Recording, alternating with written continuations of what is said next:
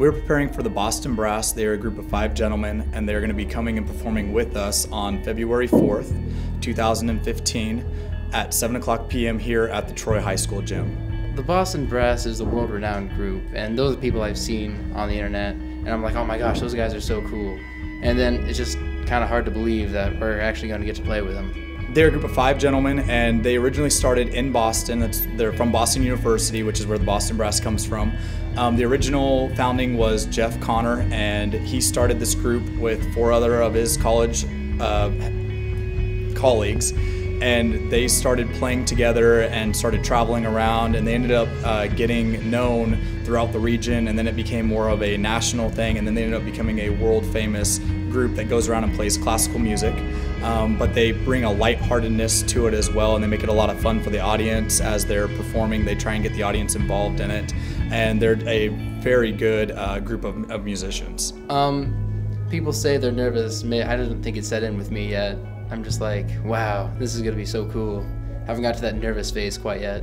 I did go to the Alamo Bowl. That was pretty fun. We played James Bond music for the field show, and it was really cool. It was one of the first things I ever got to do as part of the band for marching, and it was just really fun to do.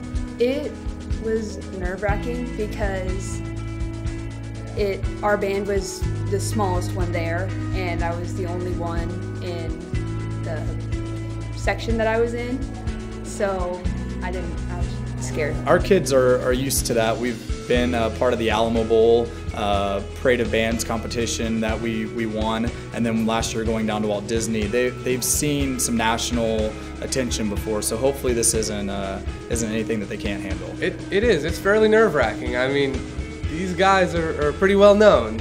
We went to the Walt Disney World Thanksgiving Day Parade of Bands last year, and they were actually playing with us and 5 other high school bands there in Walt Disney, and I got to eat dinner with them, and as we were talking they said, hey, we like to do things with small schools or other schools while we're in the area. We're going to be in Kansas over February.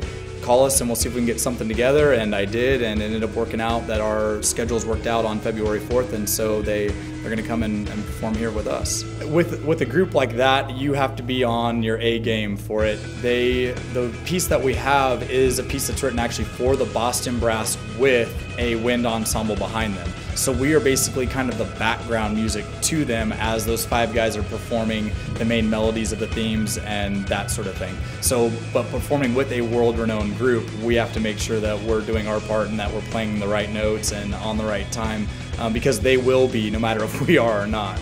We have tickets that are going to be available in November, and they'll be either available through ticketer.com/Troy Marching Trojans, or you can actually call the high school, and we have some tickets that will be set aside for them to call and actually order, and that number is 785-985-3533.